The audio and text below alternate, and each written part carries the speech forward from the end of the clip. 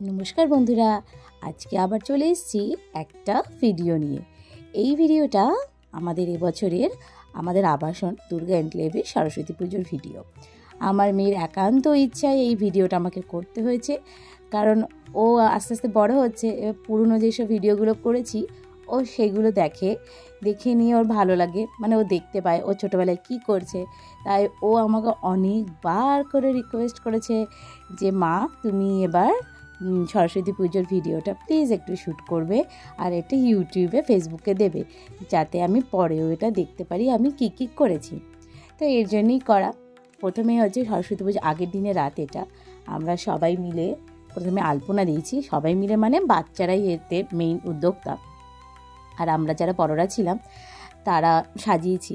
আমাদের রোববার দিন পুজো হয়েছে। এবার যেহেতু সরস্বতী পুজো দুদিন ছিল আর এটা আবাসনের পুজো, সবার রোববারটা একটু সুবিধা হয়েছে, ছুটি ছিল বলে আমরা রোববার যখন শুরু হয়েছে লগ্ন, মানে পঞ্চমী লগ্ন শুরু হয়েছে, তখন আমরা পুজো দিয়েছি। মোটামুটি 12:30টার পর থেকে আমাদের পুজো শুরু হয়েছে। তো সকালবেলা থেকেই সবাই আয়োজনে লেগে গেছে।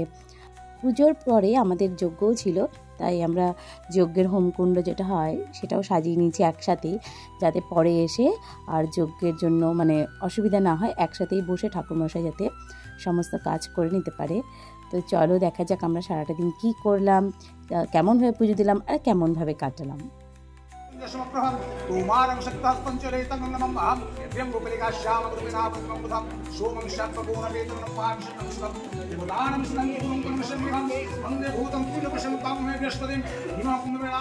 পুজোর পাশাপাশি ওই দিনকে আমাদের এখানে অনেকগুলো হাতেখড়ি হয়েছে।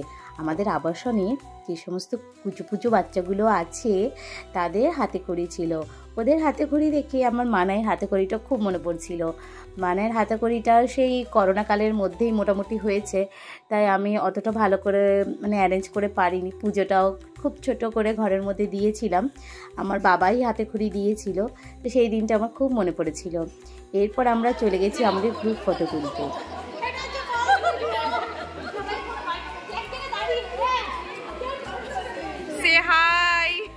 তো সমস্ত কিছু করে তারপরে প্রসাদ আমরা নিলাম। প্রসাদের পর আমাদের খিচুড়ি খাওয়ার ব্যবস্থা ছিল এখানেই, যাতে দুপুরে আমাদের কাউকে আর রান্না করতে না হয়। তো আমরা তারপরে খিচুড়ি খেয়েছি। খিচুড়ি খেয়ে সন্ধ্যেবেলা আবার আরতি করতে নেমেছি। এছাড়াও সন্ধ্যেবেলা আরতির পর আমাদের ছোট একটা সাংস্কৃতিক অনুষ্ঠান ছিল। এটা আমরা প্রত্যেক বছরই করি, এতে আমাদের ফ্ল্যাটে যে সমস্ত বাচ্চারা আছে, শুধু বাচ্চারা না, যাতে বড়রাও খুব ভালো আনন্দ করে উপভোগ করতে পারে। বাইরে অনেক সময় যাওয়া হয় না কিছু করতে, যাতে এখানেই করতে পারে। চলো দেখা যাক।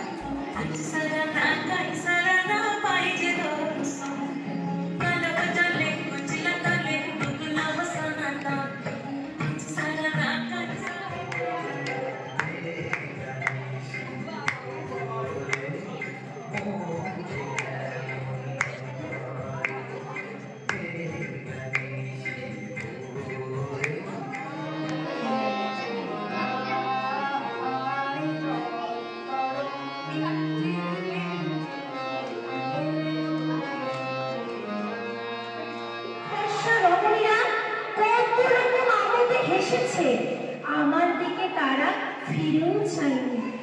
বাবা আমার কাঁধ ছুঁয়ে বলেছিলেন, দেখিস একদিন আমরা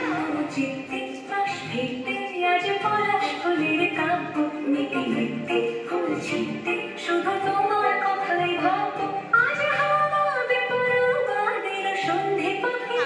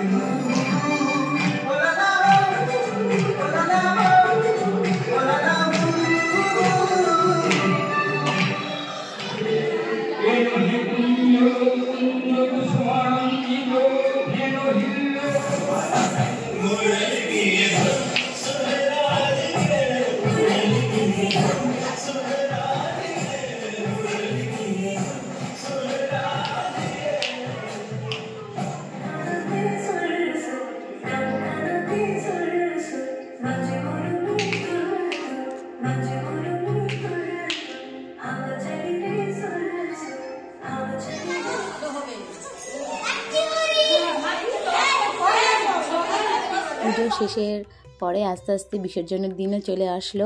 তো বিসর্জনের দিন সবাই আমরা মাকে বরণ করে নিয়ে অনেক নিজেদের মধ্যে সিঁদুর খেলা খেলেছি। সাথে মায়ের পায়ে কিছু আবির দেওয়া ছিল, সেটা নিয়ে বাচ্চারা তো মোটামুটি এক প্রকার রঙও খেলে নিয়েছে সেটা নিয়ে। তো খুব মজা হয়েছে। আমাদের এই ভিডিওটা তোমাদের কেমন লেগেছে অবশ্যই লাইক কমেন্ট শেয়ার করে জানাবে, আশা করি ভালো লাগবে। তো চলো দেখা হচ্ছে আমাদের নেক্সট কোনো ব্লগে। বাই।